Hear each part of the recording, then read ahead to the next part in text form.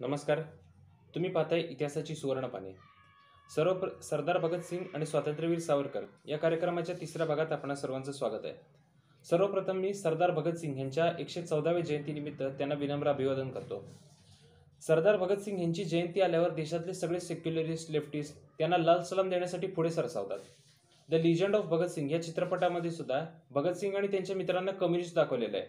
जेव्हा त्यांच्या गुप्तस्थळावर पोलिसांची धाड पडते आणि सगळे क्रांतिकारक पलायनाचा प्रयत्न करतात, तेव्हा तिथल्या भिंतीवर सुद्धा हातोडा आणि कोयत्याचं चिन्ह दिसतंय. भगतसिंग हे निरीश्वरवादी होते आणि आपल्या जीवनाच्या अंतिम दिवसात ते लेनिनचं चरित्र वाचत होते. म्हणूनच ते कम्युनिस्ट आहेत असा दावा केला जातो. भगतसिंग यांचे राजकीय गुरु कोण? तर आर्य समाजी आणि हिंदू महासभेचे अध्यक्ष लाला लजपतराय. लाला लजपतराय हे मुसलमानांच्या कट्टरपंथी मानसिकतेला धर्म आणि देशासाठी फार मोठा धोका मानत होते. चित्तरंजन दास यांना खिलाफत चळवळीनंतर त्यांनी एक पत्र लिहिलं. त्या पत्रामध्ये ते म्हणतात, मैंने पिछले 6 महीने मुस्लिम इतिहास और मुस्लिम मजहबी कानून पढ़ने में गुजारे हैं. इसके बाद मैं इस निष्कर्ष पर पहुंचा हूं कि मुस्लिम नेताओं का धर्म उनकी राह में एक तरह से रुकावट डालता है. क्या कोई मुस्लिम नेता कुरान के खिलाफ जा सकता है? मुझे आशंका है कि अफगानिस्तान, मध्य एशिया, अरब और टर्की के हथियारबंद गिरोह हिंदुस्तान के 7 करोड़ मुसलमानों के साथ मिलकर मुश्किल हालात पैदा कर देंगे. मैं मुस्लिम नेताओं पर विश्वास करने के लिए तैयार हूं, लेकिन क्या ये लोग कुरान और हदीस के आदेशों का विरोध कर पाएंगे? भगतसिंग यांनी लाला लजपतराय यांचे हे विचार वाचले नव्हते का? जर वाचले होते तर ते त्यांना राजकीय गुरु का मानत होते? सायमन कमिशनला विरोध करणाऱ्या मोर्चाचं नेतृत्व लाला लजपतराय करत होते. त्यांच्यावर पोलीस अधीक्षक स्कॉट आणि त्याचा सहाय्यक सॉन्डर्स या दोघांनी लाठी हल्ला केला. या लाठी हल्ल्यामुळे लालाजी गंभीररित्या घायल झाले होते. 17 नोव्हेंबर 1928 रोजी त्यांचा मृत्यू झाला. या घटनेच्या बरोबर 1 महिन्यानंतर भगतसिंग आणि राजगुरू यांनी सॉन्डर्सला गोळ्या घालून त्याचा वध केला. हा वध कोणा कम्युनिस्टासाठी नव्हे तर आर्य समाजी आणि हिंदुत्वनिष्ठ नेत्यासाठी केला होता. भगतसिंग हे निश्चित रूपानं आर्य समाजीच होते.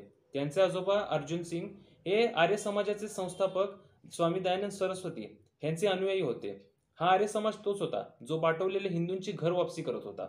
या चळवळीमुळे स्वामी श्रद्धानंद यांची सुद्धा हत्या झाली होती. भगतसिंगांचे शालेय शिक्षण दयानंद एंग्लो वैदिक शाळेमधनं झाले होते.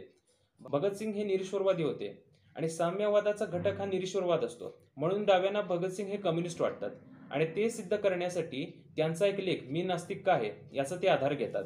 या लेखामध्ये भगतसिंग म्हणतात, माझ्या मित्रांच्या म्हणण्यानुसार दिल्ली बॉम्ब प्रकरण व लाहोर कट या खटल्यांच्या सुनावणीच्या वेळी मला मिळालेल्या अवाजवी प्रसिद्धीमुळे कदाचित मी गर्विष्ठ झालो आहे. त्यांचे म्हणणे बरोबर आहे का ते आपण पाहूया. या माझ्या वरील मित्रांना ज्याच्या अस्तित्वाची जाणीवही नव्हती असा एक अज्ञात तरुण जेव्हा मी होतो तेव्हापासून मी देवावर विश्वास ठेवणे थांबवले होते. नास्तिकतेकडे वळू शकेल असा कोणताही स्वतःबद्दलचा गैरवाजवी अभिमान निदान महाविद्यालयातल्या एका विद्यार्थ्यामध्ये निर्माण होण्याचे काहीच कारण नव्हते. ज्यांच्या देखरेखीखाली मी वाढलो ते माझे आजोबा कर्मठ आर्य समाजी होते. आर्य समाजी बाकी काही असो पण तो नास्तिक कधीही नसतो. माझे प्राथमिक शिक्षण संपल्यावर मी लाहोरच्या DAV शाळेत गेलो. 1 वर्ष मी तिथल्या वसतिगृहात राहिलो. तेथे सकाळ संध्याकाळच्या प्रार्थनेव्यतिरिक्त मी तासनतास गायत्री मंत्र पठण करत असे. त्या काळात मी पूर्णपणे श्रद्धाळू होतो. नंतर मी माझ्या वडिलांबरोबर राहू लागलो. कर्मठ धर्ममताच्या बाबतीत पाहिले तर ते उदारमतवादी आहेत. स्वातंत्र्यासाठी आयुष्य वेचण्याची स्फूर्ती मला त्यांच्या शिकवणीतूनच मिळाली. पण ते नास्तिक नाहीत, ते पक्के आस्तिक आहेत. रोज प्रार्थना म्हणण्यास ते मला प्रोत्साहन देत असत. अशा प्रकारे मी लहानाचा मोठा झालो. असहकाराच्या दिवसात मी नॅशनल कॉलेजात जाऊ लागलो. उदारमतवादी पद्धतीने विचार करणे हे मी तिथे सुरू केले. पण तरीही मी श्रद्धावान नास्तिक होतो. त्या वेळ पावेतो मी केस न कापता ते लांब राखण्याची सुरुवात केली. परंतु पौराणिक गोष्टी किंवा शीख व इतर कोणत्याही धर्माच्या शिकवणुकीवर माझा कधीच विश्वास बसला नव्हता. मात्र देवाच्या अस्तित्वावर माझा पक्का विश्वास होता. माझ्या सुरुवातीच्या श्रद्धा व ठाम मते यात त्यानंतर ठळक बदल झाले. आमच्या आधीच्या लोकांमध्ये फक्त स्वप्नाळू हिंसक कृतीवर भर होता. त्याची जागा आता गंभीर विचारांनी घेतली. गूढवादी आणि आंधळी निष्ठा विरून गेली. वास्तवात हीच आमची निष्ठा बनली. अत्यंत आवश्यक तेव्हाच बळाचा वापर करणे हे समर्थनीय ठरले. अहिंसा हे सर्व लोकचळवळीसाठी अपरिहार्य धोरण ठरले. हे सर्व कार्यपद्धतीविषयी झाले. सर्वात महत्त्वाची गोष्ट म्हणजे ज्या आदर्शांसाठी आम्ही लढत होतो त्याबद्दल आम्हाला स्पष्ट कल्पना आली. त्या काळात प्रत्यक्ष कृतीच्या क्षेत्रात फारसे काम नसल्यामुळे जगातल्या क्रांत्यांमधल्या आदर्शाला अभ्यास करायला भरपूर वेळ मिळाला. अराज्यवादी नेता बाकुनिन याच्याबद्दल मी अभ्यास केला. साम्यवादाचा जनक मार्क्स ह्याच्याबद्दल काही वाचले. स्वतःच्या देशात यशस्वीपणे क्रांती घडवणारे लेनिन, ट्रॉटस्की व इतर यांच्याबद्दल बरेचसे वाचले. भगतसिंगांवर मार्क्स आणि लेनिन यांचा प्रभाव असल्यामुळे त्यांना कम्युनिस्ट ठरवले जाते. पण भगतसिंगांवर फक्त लेनिन आणि मार्क्सच नाही, तर छत्रपती शिवाजी महाराज, महाराणा प्रताप, गुरु गोविंद सिंग, केमाल पाशा, गॅरिबाल्डी, रिझा खान यांचा सुद्धा प्रभाव होता. आणि याचा पुरावा मिळतो दिल्लीच्या सत्र न्यायालयात बॉम्बस्फोट अभियोगावेळी दिलेल्या एका भाषणामध्ये. आम्ही कशासाठी लढत आहोत या निवेदनामध्ये भगतसिंग म्हणतात, वर आम्ही स्वप्नाळू अहिंसा हा शब्दप्रयोग वापरलाय. येथे त्याची व्याख्या करणे आवश्यक आहे. आक्रमण करण्याच्या हेतूने बळाचा वापर केला जातो तेव्हा त्याला हिंसा म्हणतात आणि नैतिक दृष्टिकोनातून त्याचे समर्थन करता येत नाही. परंतु जेव्हा एखाद्या उचित आदर्शासाठी त्याचा वापर केला जातो, नैतिक दृष्ट्याही ते उचित असते. कोणत्याही परिस्थितीत बलप्रयोग केला जाऊ नये हा विचार स्वप्नाळू आणि अव्यवहारी आहे. गुरु गोविंद सिंग, छत्रपती शिवाजी महाराज, केमाल पाशा, रिझा खान, वॉशिंग्टन, गॅरिबाल्डी, लफायेत आणि लेनिन यांच्या आदर्शापासून स्फूर्ती घेऊन आणि त्यांच्या पाऊलखुणांवर पाऊल ठेवूनच भारतात उसळणारे हे नवे आंदोलन निर्माण होत आहे. फक्त भगतसिंगच नव्हे तर अन्य भारतीय क्रांतिकारकांवर सुद्धा लेनिनचा प्रभाव होता.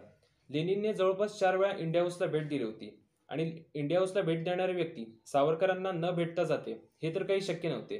कार्ल मार्क्सच्या नातवाने मार्सेलिस येथे सावरकरांना जी बेकायदेशीरित्या अटक झाली होती त्याच्या विरुद्ध आवाज उठवला होता. लेनिननं सुद्धा सावरकरांच्या सुटकेची मागणी केली होती. अय्या जगप्रसिद्ध कादंबरीचे लेखक मॅक्सिम गार्गी यांनी सुद्धा सावरकरांच्या मुक्ततेची मागणी केली होती. त्यांनी सावरकरांचा गौरव क्रांतिकारकांचा युवराज अशा शब्दामध्ये केला होता. भारतातील सर मानवेंद्रनाथ रॉय, कॉम्रेड डांगे किंवा लालाजी पेंडसे, प्राध्यापक हिरेन मुखर्जी, कॉम्रेड नारायण सदाशिव बापट या सगळ्यांचे प्रेरणास्थान होते सावरकर. कॉम्रेड नारायण सदाशिव बापट हे आपल्या स्मृतिपुष्पे या आत्मचरित्रामध्ये असे लिहितात की सावरकरांकडे रशियन क्रांती आणि क्रांतिकारकांसंबंधी काही पुस्तके होती. ती विद्यार्थी तरुणांना भेट स्वरूपात देऊन त्याचा प्रचार करत होते. मी लेनिनवरचं पहिलं चरित्र सावरकरांच्या साप्ताहिक अभ्यास मंडळात नथुराम गोडसे यांच्याकडून ऐकलं होतं. 1940ला सावरकर ही हिंदू महासभेचे अध्यक्ष होते. कलकत्ता अधिवेशनामध्ये त्यांनी आपली अर्थनीती मांडली. या अर्थनीतीमध्ये लेनिन आणि मार्क्स यांचा प्रभाव स्पष्टपणे दिसत होता. इतकंच नाही तर धनंजय कीर यांनी सुद्धा आपल्या चरित्रामध्ये सावरकरांनी मार्क्स आणि लेनिन यांच्यापासून प्रेरणा घेतली होती अशी नोंद केली आहे. सावरकरांनी श्रद्धानंदमध्ये 1928 साली राष्ट्रध्वजासंबंधी एक लेख लिहिला होता. आपलं राष्ट्रध्वज कोणता असावा, त्याची चिन्ह कोणती असावे याविषयी सावरकर लिहितात की कृपाण कुंडलिनी किंवा लाल बावट्याचा हातोडा आणि कोयताही असावा. शेतकरी आणि कामगार हे आपल्या राष्ट्राच्या मेरुदंडाचे किती उत्कृष्ट प्रतीक आहेत. या सगळ्यावरून सावरकरांना कम्युनिस्ट म्हणता येईल का? तर नाही. भगतसिंग जर हयात असते तर ते सुद्धा कम्युनिस्ट पार्टीमध्ये आले असते असा कम्युनिस्टांचा दावा असतोय. पण याच लेनिननं पुढे जाऊन चेका संघटनेची स्थापना केली. या संघटनेच्या माध्यमातून त्यांनी सामान्य नागरिकांपासून राजकीय विरोधकांपर्यंत अशा कोट्यवधी लोकांची हत्या केली. चीन सरकारने 1990च्या दशकामध्ये लोकशाही व्यवस्थेसाठी आंदोलन करणाऱ्या विद्यार्थ्यांवर रणगाडे घातले होते.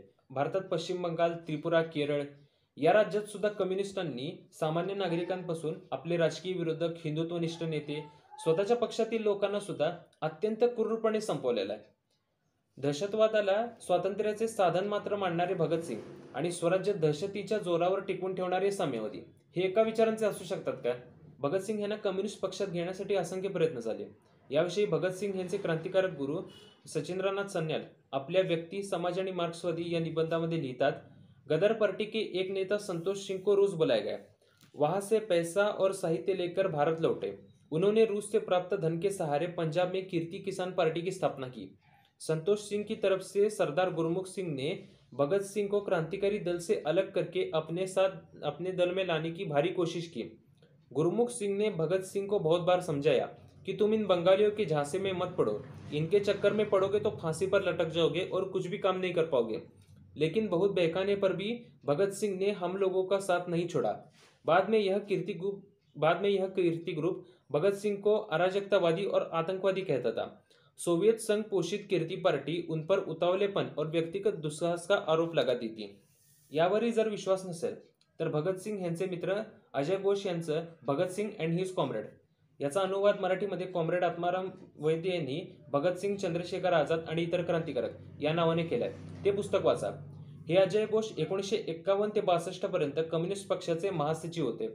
ते आपल्या पुस्तकामध्ये पृष्ठ 8 आणि 18 वर लिहितात, भगतसिंग व आमच्यापैकी बरेच जण कम्युनिस्ट पुढाऱ्यांना अनेक वेळा या अगोदर भेटलेलो होतो. ते करीत असलेल्या कार्यक्रमाबद्दल आमच्या मनात सहानुभूतीची भावना होती. एकदा तर त्यांच्या आणि आमच्या पक्षामध्ये काही कार्यक्रमाच्या बाबतीत सहकार्यही करावे असा आम्ही विचार करत होतो. म्हणजे कम्युनिस्टांनी जनतेला संघटित करून त्यांना मोठे लढे घडवून आणावेत व आम्ही हिंदुस्थान समाजवादी प्रजासत्ताक संघटनेच्या लोकांनी त्या लढ्यात सशस्त्र विभागाची आघाडी सांभाळावी. परंतु कम्युनिस्टांचा वैयक्तिक सशस्त्र हल्ल्यांना तत्वतः विरोध आहे व त्यांच्यामध्ये अशा हल्ल्यामुळे चळवळीची हानी होईल हे समजल्यानंतर आम्ही अंगीकारलेल्या कार्यपद्धतीची दृष्टीने त्यांच्याशी काहीही सहकार्य होऊ शकत नाही. ही गोष्ट आम्ही मनातून काढून टाकली. भगतसिंगला वाचनाचा खूप नाद होता. तुरुंगातील अधिकाधिक वेळ त्याने समाजवादी वाङ्मय वाचवण्यात घालवला असे म्हटले तर चूक होणार नाही.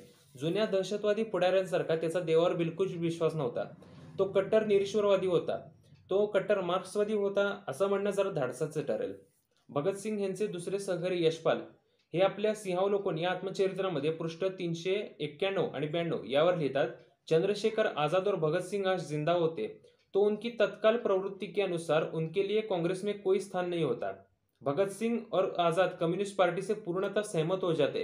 ये तो मैं भी पूर्ण विश्वास से नहीं कह सकता. मैं स्वयं समाजवादी लक्ष्य को अपना मानने के बाद कम्युनिस्ट पार्टी में सम्मिलित नहीं हो सका. कम्युनिस्टांनी भगतसिंगांच्या हौतात्म्याचा राजकीय फायदा घेण्याचा सुद्धा प्रयत्न केला. यावर कडवट टीका करताना हंसराज रेहबर हे आपल्या भगतसिंग एक ज्वलंत इतिहास या पुस्तकातील पृष्ठ 180 ते 84 वर लिहितात, कम्युनिस्ट नेताओं ने यह झूठ फैलाया कि भगत सिंह और उनके साथी जेल में मार्क्सवाद पढ़कर क्रांतिकारी बने और कम्युनिस्ट पार्टी में आ गए. कम्युनिस्ट नेताओं की कथनी और करनी में जो अंतर था, भगत सिंह और उनके साथियों ने पूरी तरह से उसे समझ लिया था. इसीलिए वे कभी कम्युनिस्ट पार्टी में शामिल नहीं हुए. कम्युनिस्ट नेताओं ने भगत सिंह और उनके साथियों की ख्याति का लाभ अवश्य उठाया, पर अपनी जवानियां स्वतंत्रता की बलवेदी पर धूप बत्ती की तरह जलाकर उन्होंने क्रांति का जो मार्ग प्रशस्त किया था, कम्युनिस्ट नेताओं में उस पर चलने का साहस न तो था न थी बुद्धि. हुआ यह कि भगत सिंह के जो भी साथी जेल से रिहा होकर कम्युनिस्ट पार्टी में गए, उन्होंने भी क्रांति की भूमिका नहीं निभाई, बल्कि नमक की खान में नमक बनकर रह गए. भगतसिंग फाशी जाताना मेरा रंगदे बसंती चोला हे रामप्रसाद बिस्मिल यांचं गीत गात होते. आता यातलं रंगदे बसंती चोला, बसंती म्हणजे केसरी, हा जो बसंती चोला आहे तो छत्रपती शिवाजी महाराज यांच्या धाडसाशी आणि हल्दी घाटीमध्ये महाराणा प्रताप यांनी जे दाखवलेला पराक्रम आहे त्याच्याशी जोडला गेला आहे. उद्या चालून हे कम्युनिस्ट बसंतीच्या ऐवजी लाल चोला सुद्धा करतील आणि महाराणा प्रताप आणि छत्रपती शिवाजी महाराज यांच्या जागी माओ आणि स्टॅलिनला सुद्धा आणतील. हे सगळे पुरावे भगतसिंगांचे सहकारी गुरु त्यांच्या मित्रांनीच दिलेले आहेत. त्यामुळे अन्य प्रकारच्या कोणत्याही संशयाला इथं जागा राहत नाही. व्हिडिओ आवडला तर लाईक करा, शेअर करा, चॅनल सबस्क्राईब करा. वंदे मातरम.